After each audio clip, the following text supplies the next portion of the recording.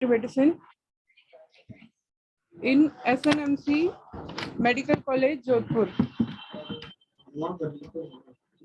So, Dr. Ankur Gupta. Date लिखना, date लिखना है। डॉक्टर अंकुर गुप्ता, आप ज्वाइन हो चुके हैं?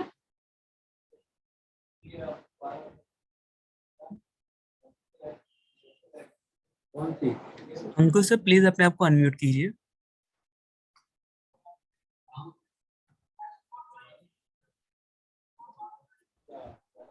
हाँ जी, am I audible? Yes.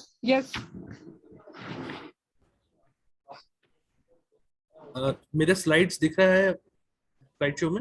नहीं सर, अभी आपको शेयर स्क्रीन करना होगा। कीजिए सर एक बार। आपने स्टॉप कर दी थी screen share.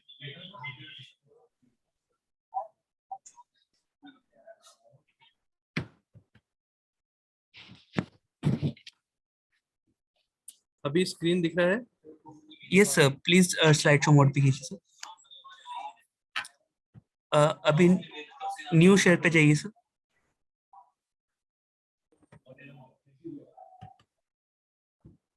Yes sir, it's visible sir. Okay, so should I start?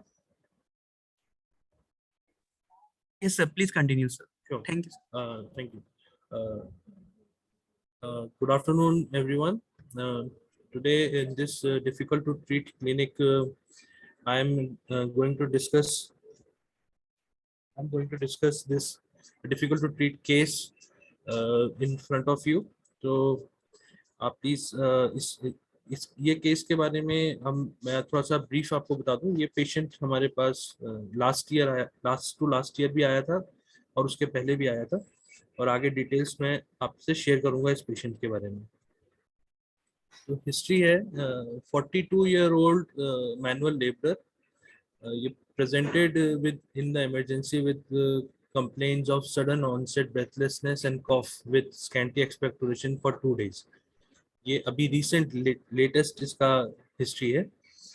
He is non-smoker, non-alcoholic, no history of diabetes, hypertension or thyroid disorder. The vital parameters are as follows. Saturation at the room air is 93%. Blood pressure was 100/70. Pulse rate was 110 per minute. Patient was afebrile at the time of evaluation, and respiratory rate was 25 per minute. He was tachypneic. Investigation जब हमने इस patient के कराए तो ultrasound के अंदर हिपैटोस्प्लेनोमेगाली आया और साथ में आया राइट साइडेड लॉक्यूलेटेड इफ्यूजन। हमने पेशेंट का सैंपल एस्पिरेट करके उसको सारे respective analysis, pleural fluid analysis के लिए भेजे। रिचा जी, स्पूटम एएफबी हमने पेशेंट के इंडोर के अंदर कराया तो ये नेगेटिव आया, और सीटी चेस्ट कराया क्योंकि इसके एक्सरे में राइट साइडेड कंप्लीट कोलैप्स जैसा लग रहा था। तो सीटी की रिपोर्ट में आया loculated effusion, right lung was complete collapsed, pulmonary artery thrombosis was there. Similarly, pulmonary arterial hypertension was there. There was mild pericardial effusion, and there is left upper lobe cavitatory lesion. तो ये बहुत significant findings इसमें patient के CT scan के अंदर हमें दिखाई दी। अब सबसे इम्पोर्टेंट चीज़ इसका एटीटी हिस्ट्री। तो एटीटी हिस्ट्री के अंदर जो हमने डिटेल हिस्ट्री लेने की कोशिश किया, फर्स्ट कोर्स पेशेंट ने लिया था 2010 में प्राइवेट में, और ये इसने पेशेंट ने 8 मंथ्स लिया और सारे ओरल टैबलेट्स थे, रेगुलर ट्रीटमेंट लिया, और पेशेंट ने ट्रीटमेंट अपने ट्रीटिंग फिजिशियन के एडवाइस पे ही बंद किया। दूसरी बार पेशेंट ने 2011 में ट्रीटमेंट स्टार्ट किया। इस बार पेशेंट ने दूसरी जगह से ट्रीटमेंट लिया, अगेन प्राइवेट लिया, और 9 मंथ्स का ट्रीटमेंट लिया। इसमें भी कोई इंजेक्शन नहीं थे। पेशेंट ने रेगुलर ट्रीटमेंट लिया और ट्रीटमेंट अपना पूरा कंप्लीट किया। थर्ड कोर्स पेशेंट का स्टार्ट हुआ 5/9/2012 में, when patient was sputum positive, और डीएसटी की रिपोर्ट में रिपोर्ट आई थी R resistant and H sensitive. Patient को एट दैट टाइम जो एमडीआर टीबी ट्रीटमेंट रेजिम था उसके अंदर एनरोल करके पेशेंट का एमडीआर टीबी ट्रीटमेंट स्टार्ट किया गया। और आप देख सकते हैं फॉलो अप कल्चर का जो टेबल बना है, पेशेंट का फर्स्ट मंथ का follow up culture was positive, at the start of treatment was positive, और सब्सिक्वेंटली पेशेंट के सारे फॉलो अप कल्चर नेगेटिव आए हैं, outcome was declared as cured.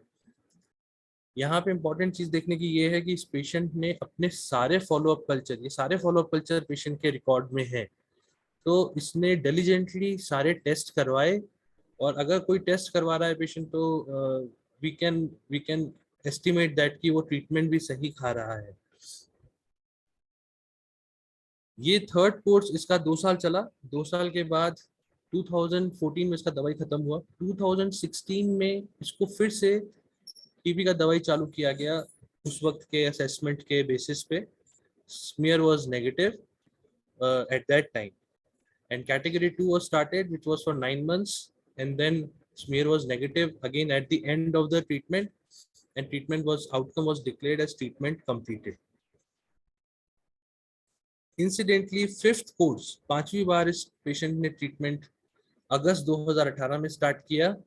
Sputum was negative, but सीबनाट ने दिखाया आर रेजिस्टेंट, और LPA की रिपोर्ट अवेलेबल नहीं थी। पेशेंट को कानामाइसिन, इथेनोमाइड, साइक्लोसेरिन, लीवोफ्लॉक्सासिन, इथेम्बुटोल और पायराजिनामाइड के ऊपर रखा, और फॉलोअप कल्चर्स के डिटेल्स आपके सामने हैं।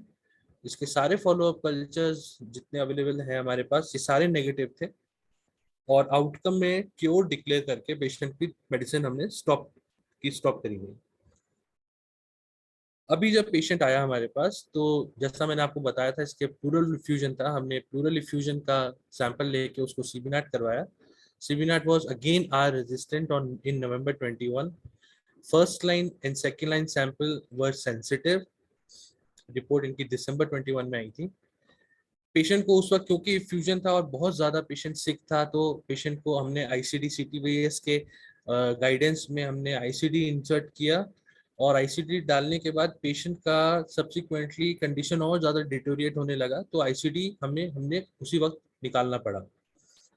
पेशेंट के स्पूटम प्लूरल फ्लूइड सैंपल के अलावा पेशेंट के स्पूटम सैंपल भी भेजे गए, जो कि सारे test CBNAAT, first line LPA, second line LPA, सारे टेस्ट हुए और सबकी रिपोर्ट्स अवेलेबल थी, और किसी में भी एमटीबी वाज नॉट पॉजिटिव।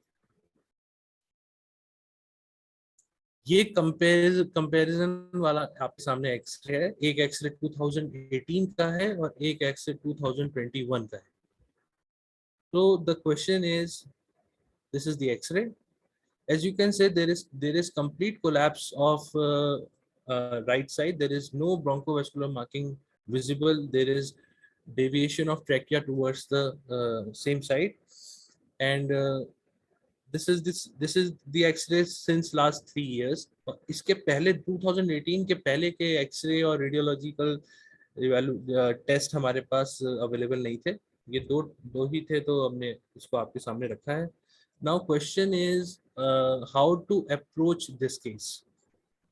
तो मैं रिक्वेस्ट करूंगा हेमंत सर से कि तो हमें गाइड करें इस केस के बारे में। ये पेशेंट 2 बार एमडीआर की दवाई खा चुका है, सारे कल्चर्स नेगेटिव हैं, और अभी भी इसका रेडियोलॉजिकल माइक्रोबायोलॉजिकल प्रोफाइल में आपके सामने शो किया है। तो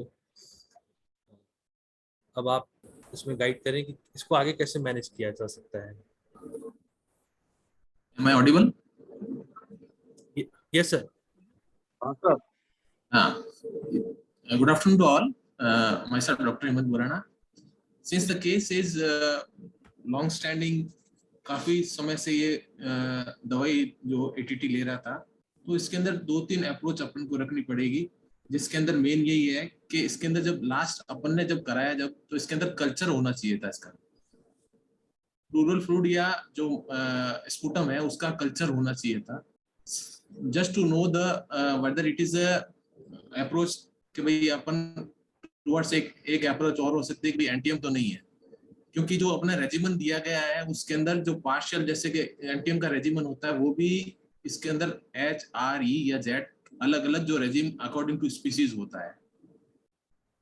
अप्रोच यही रहनी चाहिए कि इसका स्पूटम या उस समय जिस समय sputum for culture, sputum culture for NTM और आज की तारीख में अगर देखा जाए तो sputum for whole genome sequencing होना चाहिए था, जस्ट टू नो वेदर, क्योंकि एनडीआरएस जो अपना सर्वे है वो ये बता रहा है कि 28% अपने जो पेशेंट्स होते हैं वो are resistant to any drugs, first line drugs HRZD, और इसके अंदर अपने ये तो रिपोर्ट आया हुआ है कि एच का स्टेटस दिया हुआ उन्होंने इनिशियली और आफ्टरवर्ड्स, जब अपने पास सीबीनेट का ऑप्शन आ गया था उसके बाद there is no evidence of Z and E, and इसके बाद अपन उसको अकॉर्डिंग टू द रेजिमेंट देते गए। सो मेरा यही है कि भाई आपको दो चीज इसके अंदर होनी चाहिए थी, एक तो आपका जो एंटीएम कल्चर है उसके लिए, अगर अपन रेडियोलॉजी के लिए भी देखें तो उसके अंदर चांसेस ये रहेंगे कि इसके अंदर एंटीएम हो सकता है, प्रोबेबिलिटी ये रह सकती है। अपन ने सीटी किया, सीटी के बाद इसका बाल होना चाहिए था, just to know a very good sample for our further investigation including first line LPA, second line LPA and culture. वो आपको एक अच्छा एविडेंस देता कि इसके अंदर वाकई है या नहीं है। अगर ये नेगेटिव आ जाते तो आपको एंटीएम कल्चर के लिए जाना चाहिए था। अपने पास ये ऑप्शन नहीं है, लेकिन अपन अपना जो नॉलेज बढ़ाने के लिए मैं आपको ये बात बता रहा हूँ, it is not in programme, but still we have to see the options, क्योंकि पेशेंट 5 बार खा चुका है आपका, including conventional regimen, then new regimen, और अब आपके पास आया है कि इसके अंदर आर रेजिस्टेंट आ रहा है, लेकिन second line LPA and first line LPA आपके नहीं आ रहे हैं। तो यही होता है, क्योंकि एविडेंशियल भी यही है कि आपके स्पुटम या सीबीनेट में आ रहा हो, और अगर फर्दर में नहीं आ रहा तो you should go for the culture. Even our DST lab also recommend us to go for a culture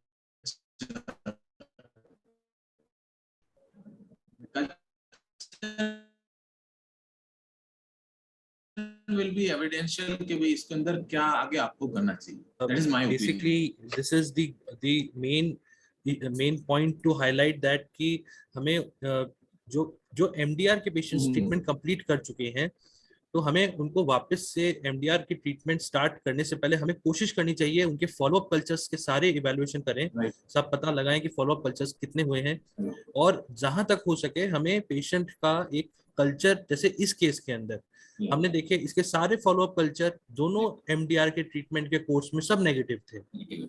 तो ऐसे केस में there can be a possibility of dead bacilli coming in the CBNAT being picked up by the genotypic studies like CBNAT and Line-Probasis। और sir Hemant sir, पर इसमें एक point ये है मेरा कि अगर हम ऐसे पेशेंट्स का होल जीनोम सीक्वेंस भी कराते हैं, होल जीनोम सीक्वेंस भी एक जीनोटिपिक स्टडी ही है, that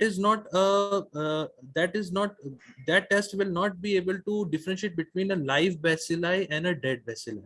So what I feel about this case is culture should be done first, and if the culture is positive, then we should go for DST, whether it is genotypic or phenotypic, to get the quick report.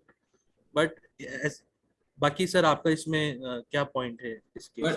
आपने जैसे कहा ना, patient is deteriorating, हाँ जी, so that might be chances that deterioration is due to the either due to the pulmonary TB or NTM, और आप यही सोच के अपन को करना पड़ेगा, क्योंकि इसके अंदर जो आप कह रहे हैं ना भी वो डेड बेसिलाई को लेगा, लेकिन जो एनडीआरएस जो अपना जो डाटा बता रहा है ना, उसके अंदर ये बता रहा है, उनकी एक अपने टेबल भी है, उसके अंदर उन्होंने नाट और होल जीनोम सीक्वेंसिंग को कंपेयर किया है। उसके अंदर 6 ड्रग्स का दिया था उन्होंने, लेकिन सिर्फ उन्होंने आईएनएस पे कमेंट किया था, उसके अंदर रिफा का नहीं है।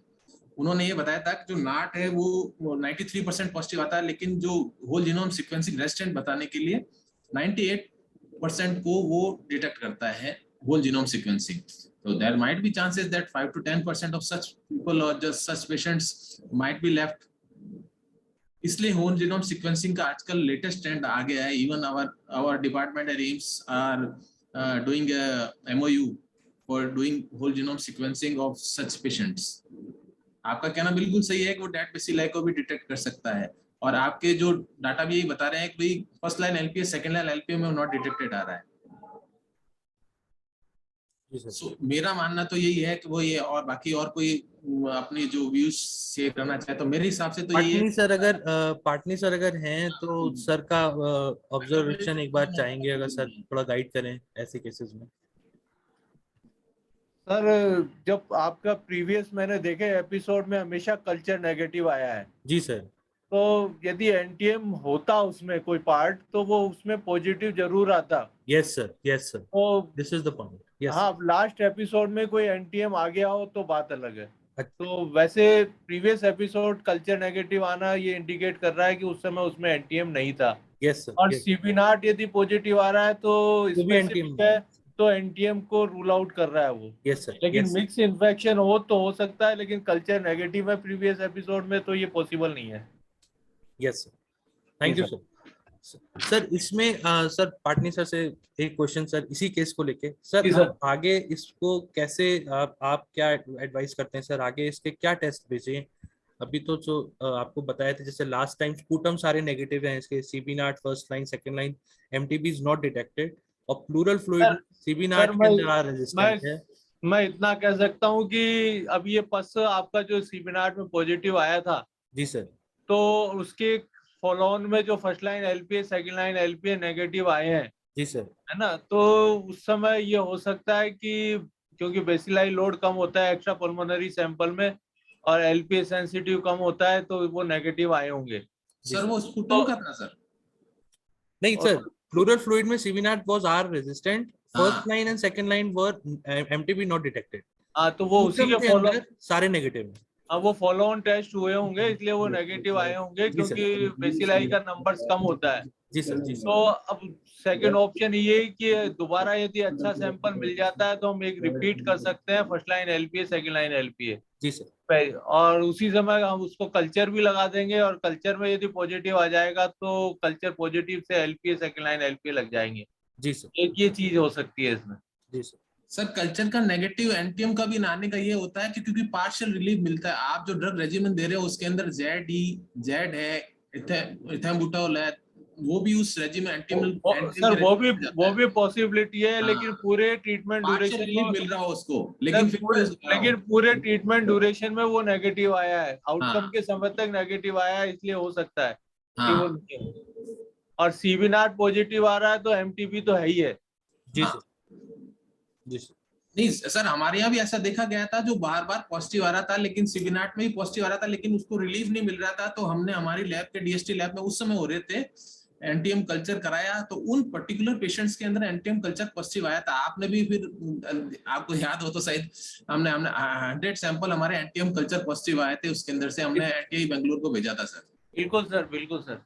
हाँ, फिर आपने तो एक में एक हुआ एक तो इसलिए फिर हमने मैं किया ना। यही कहूंगा कि एक सैंपल भिजवा दें तो उसका रिपीट एलपीए भी हो जाएगा और कल्चर भी लग जाएगा। Right sir. जी sir. Thank you Patni sir, thank you Patni sir, thank you Hemant sir.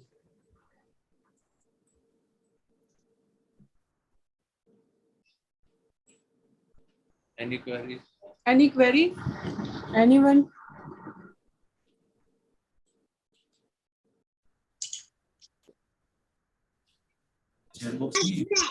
Good afternoon sir. Sir doctor Himanshu बोल रहा हूँ, टोंक से डीटीओ सर। हाँ बोलिए बोलिए। हिमांशु जी, बोलिए। सर ऐसे केस के अंदर में सर इनका हम और सेकेंड इनमें अलग से कल्चर नहीं कराना चाहिए, बैक्टीरियोलॉजी के कल्चर भी बस का?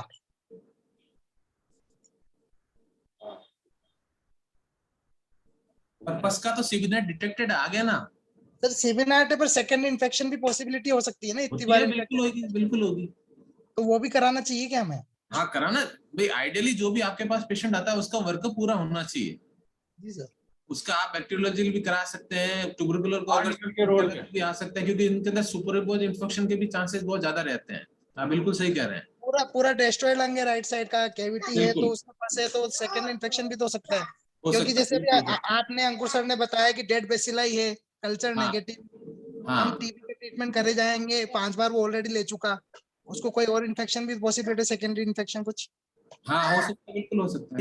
इसमें ये एक इम्पॉर्टेंट चीज है जो सीटी स्कैन में आया था, हमें ये आप ध्यान रखेंगे, आपने ध्यान दिया हो तो, पल्मोनरी थ्रोम्बोएम्बोलिज्म भी है इस पेशेंट को, इसको पल्मोनरी आर्टरी हाइपरटेंशन, इसको कोमोर्बिडिटीज भी हैं, इसकी पेरिकार्डियल इफ्यूजन भी था, Infusion भी है। सैचुरेशन इसका 93% था, और ये पेशेंट अक्यूट हिस्ट्री के साथ आया था। हाँ तो ये एक इम्पॉर्टेंट चीज है कि कोमोर्बिडिटीज की वजह से इस पेशेंट की हालत में डिटोरिएशन हुआ है। वो ये भी हो तो- सकता है चांसेस, बिल्कुल सही कह रहे हैं आप, क्योंकि लॉन्ग स्टैंडिंग अगर सीक्वली भी है आप मानते तो पीएच का एक कंपोनेंट होगा, का भी कभी चांसेस हो सकता है, क्योंकि your whole lung is destroyed Yes, and even your left upper cavity some sort of वो भी डिस्ट्रक्शन आपके सीक्वली अच्छा खासा है, तो उसके अंदर पीएच के चांसेस रहते हैं। पल्मोनरी एम्बोलिज्म बिल्कुल सही कह रहे हैं आप, हो सकता है उसके अंदर। yes.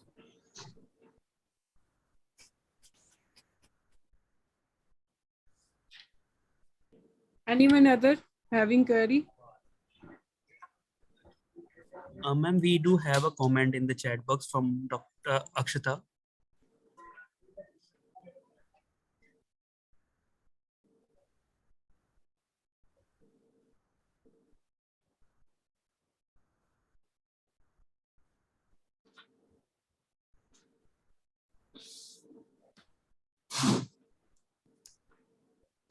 इनका क्वेश्चन ये है कि फंगल इन्फेक्शन, क्योंकि कैविटी है तो फंगल इन्फेक्शन भी हो सकता है, और अगर ये भी नेगेटिव है तो एनटीएम, जैसा सर आपने बोला एनटीएम की पॉसिबिलिटी तो है ही इसके अंदर। फंगल, yes, हाँ गुरुजी बोलिए बोलिए प्लीज प्लीज। मैं ये कह रहा था कि फंगल इन्फेक्शन की possibility pre existing pulmonary cavities के अंदर हमेशा रहती है, बिल्कुल और ये हम कभी भी रूल आउट नहीं कर सकते हैं कि सबसे सबसे इम्पोर्टेंट चीज तो ये है कि सारे पेशेंट्स के अंदर फंगल इन्फेक्शन का evaluation is not possible, especially in patients who are taking DRTB treatment. Right. दूसरी चीज कि इस पेशेंट के पॉसिबिलिटी हो सकती है, पर यहाँ पे हमारा डिस्कशन का मेन पॉइंट है कि हम पेशेंट को एंटी ट्यूबरकुलर के लाइन में कैसे प्रोग्रेस करें। Fungal infection, embolism, pulmonary artery hypertension, the secondary infections, these are other things which we have to see. पर अभी डिस्कशन का मेन पॉइंट हमारा ये था कि हम टीबी की लाइन में इसको आगे कैसे लेके जाएं। बिल्कुल बिल्कुल। So this is what I can come up with answer for the answer. बस इसके अंदर यही है भाई, जैसे मैंने कहा अपन ने HRCT थोरेक्स कर लिया, if patient is hemodynamically stable then we can go for BAL, and that will be a much more conclusive evidence which will be sent for the bacterial, for the CBNet and second line LPN culture, and also for fungal culture. Fungal culture का जैसे doctor अक्षता ने बोला, ये बिल्कुल सही कह रहे हैं, फंगल का भी आपको सस्पेक्ट करना है तो आपके पास स्पेसिमेन ऐसा होना चाहिए जो आपको वाकई लगे कि इसके अंदर कुछ आएगा। अगर स्पूटम को अपन मानेंगे तो वो ज्यादातर कमेंसल बताएगा या कुछ और आपको ऑप्शन दे देगा। So BAL will be the much more having a conclusive evidence.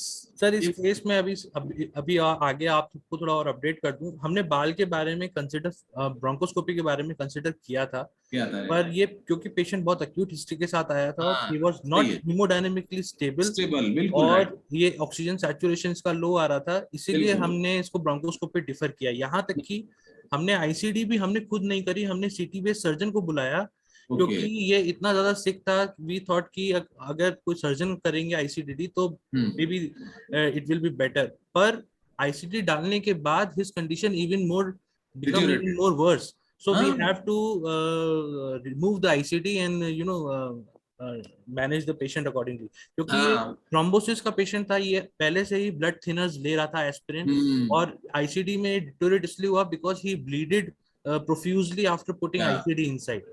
That's why we have to remove the ICD in this patient also. बिल्कुल और सही। एक डॉक्टर गुंजन का क्वेश्चन है सर कि need surgical opinion, definitely surgical opinion and definitely pneumonectomy ऐसे patients के अंदर इंडिकेटेड होती है, प्रोवाइडेड कॉन्ट्रालेटरल लंग नॉर्मल हो। पर जैसे सिटी में हमने देखा था रिपोर्ट में, there was already a cavity on the left upper zone, so it was not possible for any surgical intervention to do in this patient. बिल्कुल सही।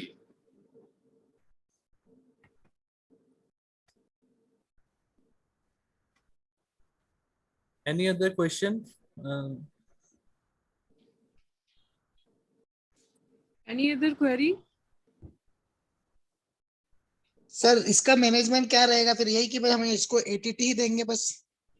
मैनेजमेंट अभी पाटनी सर ने जैसे एक्सप्लेन किया था, अभी इनको और हम थोड़ा फॉलोअप कल्चर, फॉलोअप टेस्ट कर लगवाएंगे, तब तक हम इनको मैनेज करने की कोशिश करेंगे। उसके अकॉर्डिंगली फिर आगे बढ़ेंगे। जैसे टेस्ट रिपोर्ट्स आएंगे, जैसे वो टेस्ट रिपोर्ट्स में गाइडेंस आएगी, उस हिसाब से ट्रीटमेंट स्टार्ट करेंगे। सर एटीटी के अंदर में जैसे अभी इंजेक्टेबल्स तो हमने बंद कर दिए, तो क्या वो भी हम ऑप्शन में रखेंगे कि वापस से कि बियॉन्ड द गाइडलाइन जाकर के कि भी इसको अगर थोड़ा ज्यादा हो रहा है तो हम इंजेक्टेबल रख सकते हैं वापस से? For the point of view of ATT, injectable aminoglycosides, I don't think is indicated at this point of time. But from the point of view of secondary infection and other infections and the sepsis or septicemia, yes, aminoglycosides they play a very important role, and we can use it. तो वहाँ पे हमारे पास इससे दोनों काम होंगे अगर हम यूज करते हैं तो। पर वो investigation pending the investigation reports. Doctor साहब का सवाल ये है कि एटीटी के अंदर, एटीटी के अंदर अगर अपन आगे जाएंगे, अगर कोई कल्चर पॉजिटिव आ जाता है या कुछ अपन को ऐसा एविडेंस मिल जाता है, सिंस द पेशेंट इसके अंदर है मल्टीपल टाइम, इसने कन्वेंशनल रेजिमेन भी लिया हुआ है और दूसरा रेजिमेन भी लिया हुआ है, सो पेशेंट अगर पॉजिटिव आ जाता है बाद में और, तो आपका ये रेजिमेन आपके ऑल ओरल पे ही जाएगा। उसके अंदर sir bedaquiline is such a beautiful drug, वो आपको मतलब पूरा अच्छा कवर कर देगी, आए तब की बात है। एटीटी में अगर हो, बाकी इंजेक्टेबल का इतना कोई ज्यादा सिग्निफिकेंट इफेक्ट नहीं हुआ कि पेशेंट ने 2 बार ऑलरेडी ले चुका है, एक बार कैनामाइसिन का ले चुका है वो। जी सर। सर पहले भी फर्स्ट एमडीआर में भी उसने इंजेक्टेबल लिए थे, Yes. सेकंड में भी उसने इंजेक्टेबल लिए हैं, लिया है। इसने स्ट्रेप्टोमाइसिन भी खाई है कैटेगरी 2 में 2 महीने। बिल्कुल, तो अमाइनोग्लाइकोसाइड तो उसने बहुत लिया है। बहुत लिया है। उससे इम्प्रूव भी हुआ है ना सर? नहीं हुआ ना, इम्प्रूव नहीं हुआ ना, ठीक तो प्रॉब्लम है। Okay.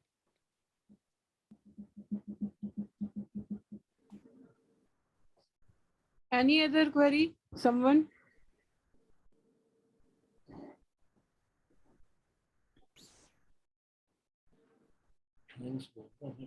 Okay, thank you all. Thank you everyone. Thank you Dr. Hemant Borana sir. Thank you Dr. Ankur Gupta. Thank you everyone for this presentation and attending. Thank you. Thank you sir। Everyone, I have just shared a feedback link in the chat box. Before you leave, please kindly fill this feedback form.